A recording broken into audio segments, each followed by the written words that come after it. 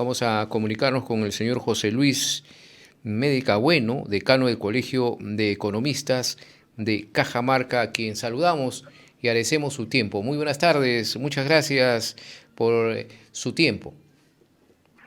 ¿Cómo está? Muy buenas tardes, muchas gracias por la invitación. Sí, queremos por favor que los detalle porque justamente se está promoviendo una discusión sobre la regionalización, descentralización en la macro región en el norte del país. Y esto es muy bueno, ¿no? Porque se ha hablado mucho de la descentralización que hace mucho daño al Perú. ¿Cuál es justamente el objetivo de esta reunión que se ha tenido, por favor? Sí, muchas gracias.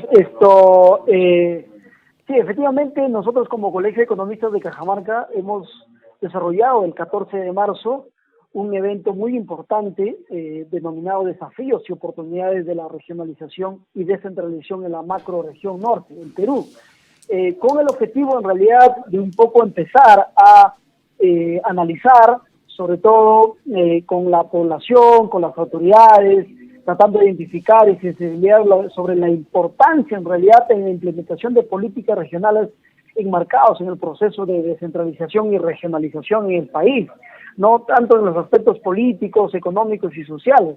Un tema que en verdad no es novedoso, pero sí que se ha dejado de lado de discutir en los últimos años. Casi nadie ya habla de la importancia y el impacto que tiene este proceso de descentralización y regionalización, el tema económico, político y social que se ha venido en realidad avanzando en los últimos 20 años, digámoslo así, a partir de 2003 hacia adelante, pero que nosotros en este evento hemos visto las falencias, las debilidades y los desafíos que se tienen, ¿no? Y hemos contado en realidad con un papel muy importante, en primer lugar con la exposición de Raúl Alberto Molina Martínez, quien es un experto en el tema de la descentralización, porque ha trabajado en temas de asesoramiento y también el mismo proceso de descentralización desde el 2003 hacia adelante, ¿no? Y es experto también en desarrollo territorial, pero también hemos tenido un panel muy nutrido, como el caso de Pedro Sánchez, quien es un experto en temas de descentralización y política en Cajamarca, también de la señorita Camacho, quien es consejera regional de Lambayeque, pero que está a cargo, en realidad, la coordinación de las mancomunidades de la parte de la macroregión norte del Perú. Entonces nos da unos alcances muy importantes también, así como otros autores también como Ricardo Arturo y María Alejandra, que forman parte también y conocen el tema de la descentralización en la gestión pública. Ahora, señor Medina, en ese contexto y en este importante encuentro con especialistas, ¿se llega a un consenso sobre esta situación de la descentralización? ¿Ha habido avances en el proceso también de regionalización? ¿Ha sido un fructuoso este proceso avanzado a la fecha? ¿Qué diagnóstico se ha podido dar o que lo puede mencionar? A ver, lo que se ha llegado en realidad de manera muy concreta y algunas conclusiones también que pueden ser positivas y otras negativas, es en primer lugar que la descentralización en realidad ha entrado en una grave crisis. No se ha concretado como corresponde y más aún el proceso de regionalización en nuestro país. Ambos aspectos, tanto la descentralización como la regionalización, han fracasado prácticamente y se ha perdido los avances, los esfuerzos en los últimos años. Entonces, hay que entender que el proceso de descentralización es la transferencia de competencias y aspectos funcionales, no desconcentrando, sino descentralizando. Es decir, que ya con cierta autonomía en el tema económico, político, administrativo, hacia los otros órganos del Estado, como el caso de los gobiernos regionales y gobiernos locales. Eso es el caso de la descentralización, ¿no? Y el proceso de regionalización implica en realidad que desde ciertos tipos de geografía o territorios, como el caso llamados departamentos, que está reconocido en la Constitución, no solo del 93, sino también del 79, se determina los departamentos, pero que en el caso de la regionalización implica la integración de trabajar dentro de la función pública, tanto en el tema económico como social y político, a través de 2, 3, 4, 5 departamentos y que hacen y tienen autonomía administrativa, la parte funcional, en el tema económico y también político. Esa situación no se ha dado. Por lo tanto, es la primera conclusión que se ha llegado en este evento, de que prácticamente la descentralización y el proceso de regionalización ha entrado a una situación crítica y a un fracaso rotundo. El centralismo limeño sigue vigente, ¿no? El centralismo limeño sigue vigente, entonces. Sigue vigente en la actualidad, se mantiene la lógica centralista, pero también en realidad se ha visto que más que ha habido un proceso de descentralización en ciertos aspectos, más bien ha habido un proceso de desconcentrar funciones, es decir, encargarle nada más al gobierno regional, al gobierno local, cierto tipo de competencias. Pero ojo, encargarle, más no tiene la autonomía, la decisión para tomar decisiones claras en esos aspectos. Por lo tanto, ha habido un incremento de la desconcentración, sí, es verdad, de competencias, pero no de descentralización, es decir, que tengan autonomía. Y eso es otro de los resultados que se ha venido dando. Pero también un tercero de los aspectos importantes que se ha llegado en conclusión es que ha habido un tema de fracaso y una desconcentración, más no descentralización, por el hecho mismo de las debilidades, las capacidades institucionales que las regiones y los gobiernos locales han venido mostrando. Por ejemplo, los gobiernos locales y regionales, los índices de corrupción son más claros, más visibles.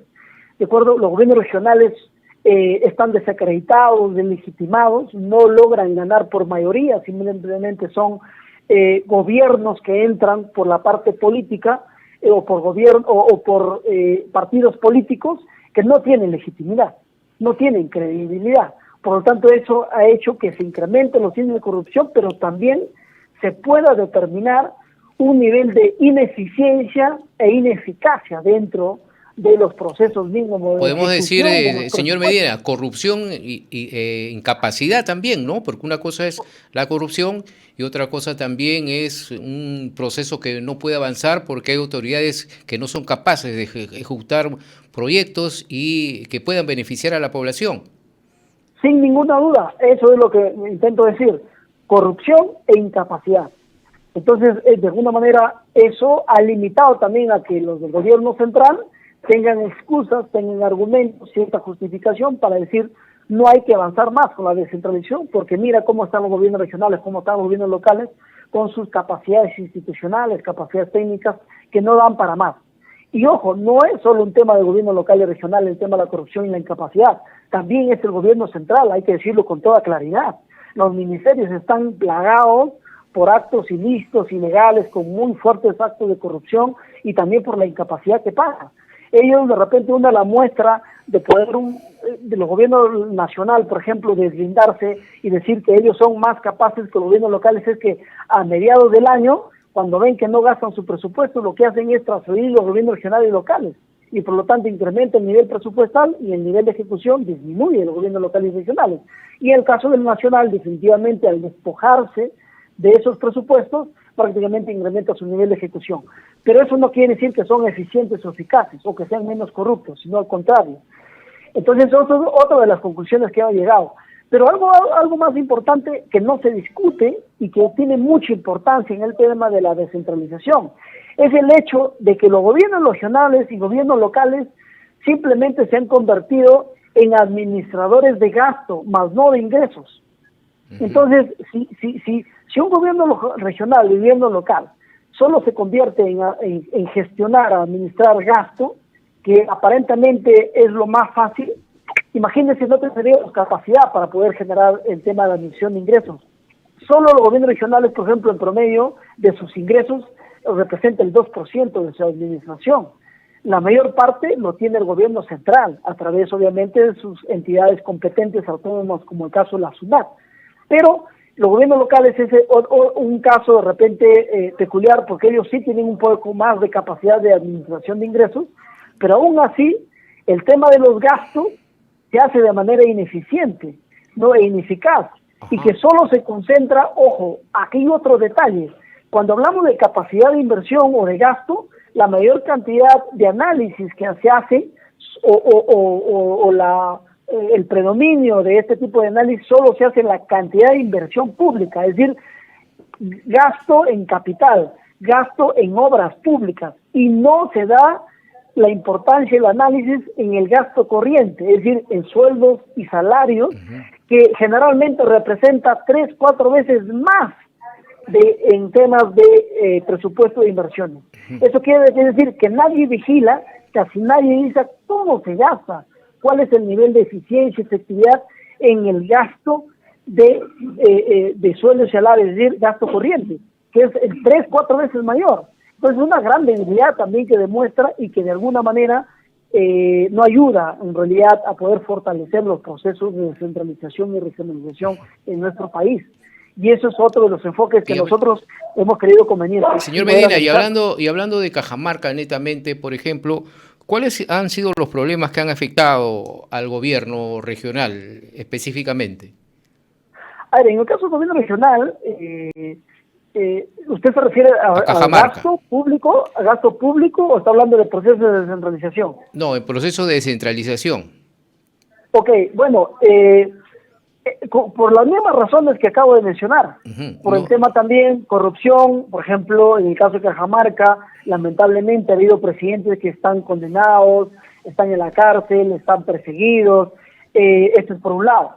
Por el otro lado, también por la incapacidad que se ha venido mostrando, imagínense, en los últimos 5 años, 2019-2022, los recursos que hemos tenido no se ha llegado a ejecutar ni siquiera el 50%, una gran muestra de ineficacia y de tener gerentes prácticamente que desconocen o que no son útiles, o en otras palabras, no sé si cabe el término, pero creo que es correspondiente decirlo que tenemos gerencias inútiles o gerentes que no tienen la capacidad de poder gastar los recursos. En los últimos 5 años hemos llegado ni siquiera a gastar el 50% en la gestión del señor Mesías Guevara, ¿no? Y en este año del gobierno regional, si bien es cierto, está en los últimos lugares si se compara en otros con otras regiones, pero en comparación con los últimos 5 años, creo que ha tenido una mayor nivel de eficiencia y efectividad. Pero ojo, solo en el tema de cantidad utilizar los recursos públicos, pero no se está analizando y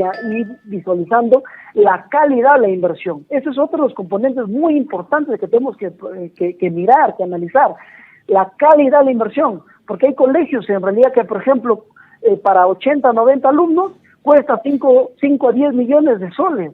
Claro, lo gastan el recurso, ejecutan, pero el impacto, la calidad, ¿en verdad cuesta ese porcentaje, cuesta ese nivel de inversión pública? Tenemos vecinos y otra gente que en el sector privado dice que una construcción para 80 estudiantes con esa magnitud le cuesta 200,000 a 500,000 soles. Y no puede ser posible que en el sector público cuesta 10 a 20 veces más. ¿Qué estamos haciendo? Mal utilizando los recursos públicos, y eso se da en todas las gestiones. Ahora, finalmente, señor Medina, hay una situación también muy preocupante para Cajamarca, que es el caso del agua, ¿no? Se habla muchas veces de hacer proyectos de reservorios, esto para un desarrollo territorial. Dentro de este enfoque, ¿qué impacto económico en favor de la población, tanto en el sector agrario como para el consumo humano, se debe contar con infraestructura adecuada, por ejemplo, para siembra y cosecha de agua, que tanto requiere la región Cajamarca? El tema de almacenar, cosechar agua en la región Cajamarca, yo creo que es uno de los principales objetivos y esfuerzos que tiene que darse dentro de la región. ¿Por qué? Porque tenemos una gran debilidad, un gran nivel de zonas que no están bajo riego. Cerca del 75% no están bajo riego. Solo el 23% o un poco menos están bajo riego. Quiere decir que hay una gran brecha que necesita gestionarse y utilizarse adecuadamente el recurso hídrico. Pero eso implica en realidad tener un diseño sobre todo a partir de políticas públicas y de proyectos de inversión que vayan a la siembra y cosecha de agua. El gobierno regional actual ha empezado con fuerza en esa medida, y donde yo fui partícipe también del diseño y del esfuerzo, como cuando fui asesor en su momento, para tener una mirada, una hoja de ruta estratégica de poder generar este tipo de proyectos, pero lamentablemente en los últimos meses Un poco, claro, se ha venido vendiendo que sí se incrementa, se está avanzando con los proyectos siempre cosecha de agua, pero no tenemos cifras reales para determinar el impacto de cuánto va a ser, por ejemplo, el incremento de la productividad agrícola. Ese es un punto muy importante, ¿no? Sí, claro, hemos escuchado hablar de proyectos, de ejecuciones, pero ¿qué se está haciendo con esos reservorios y está beneficiando específicamente para lo que ha sido creado, para el agro sobre todo, ¿no? Claro, yo de un inicio propuse, por ejemplo, uno de los aspectos muy importantes. Ok, vamos a hacer siempre cosecha de agua. ¿Cuántos proyectos son? Listo, esta cantidad de proyectos. ¿A cuántas provincias? A esta cantidad. La pregunta es, de todo esto, ¿cuánto se va a incrementar la productividad del sector agropecuario una vez instalado todas estas zonas? O por provincia o por distrito. ¿Cuánto va a incrementarse el ingreso del campesino o del productor? En promedio, una vez instalado, ¿cuánto va a ser el rendimiento que va a tener en cada producto? ¿Qué productos van a ser los más beneficiados?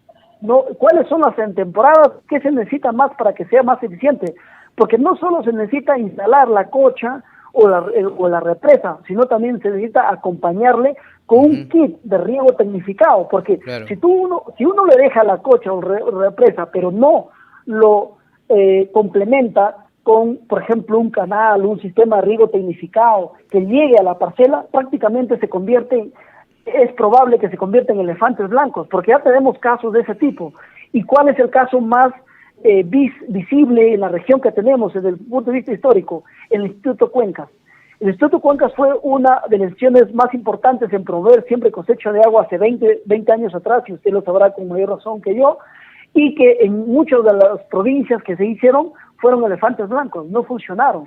¿Por qué? Por las razones que le digo, pero también porque las cochas sobre todo son reservorios pequeñitos, son embalses de agua pequeños que en tiempo de estiaje o de verano empiezan a evaporarse y que prácticamente cuando se quiere utilizar el recurso no se tiene la cantidad que corresponda y no se puede utilizar con eficiencia. Aún no se está haciendo entonces este acompañamiento técnico que se requiere. Claro, tienen que acompañarse y lamentablemente nosotros no estamos visualizando eso. Yo recomendé toda esa propuesta a un inicio de la gestión, lamentablemente no estamos escuchando que se haya dado visibilidad, simplemente están concentrando en hacer la cocha, generalmente reservorios algunos que son pequeñitos, y no acompañar con un kit de riego tecnificado y mucho menos no tener indicadores de medir la productividad, rendimientos, incremento de ingresos y en otras palabras, cuál va a ser el impacto económico y social que va a tener en el sector agropecuario y en la zona rural de nuestra región. Bien. Es una gran debilidad, esperemos que lo corrijan en verdad y no tener elefantes blancos como ya lo hemos tenido en su momento en la región Cajamarca. Bueno, es un buen punto que ha tocado esto porque hay que averiguar, ¿no? Para que de alguna manera, si no se está haciendo, se corrija y se haga, ¿no? Porque no queremos más elefantes blancos, como usted dice. Muchas gracias. Sí, efectivamente. Nosotros, al menos, mi persona en un inicio hizo todas esas indicaciones. Esperemos que me den cabida, pero desde el Colegio Económico de Cajamarca, de esta región, estamos nosotros muy empoderados, liderando todos estos procesos para empezar a discutir seriamente y también exigir rendir cuentas a nuestras autoridades y hacer obviamente propuestas de alternativas, soluciones a temas económicos y sociales de nuestra región. Bien, muchas gracias al señor José Luis Medina Bueno, decano del Colegio de Economistas de Cajamarca, por este contacto con RCR. Muy amable, muchas gracias, buenas tardes. Muchas gracias a ustedes.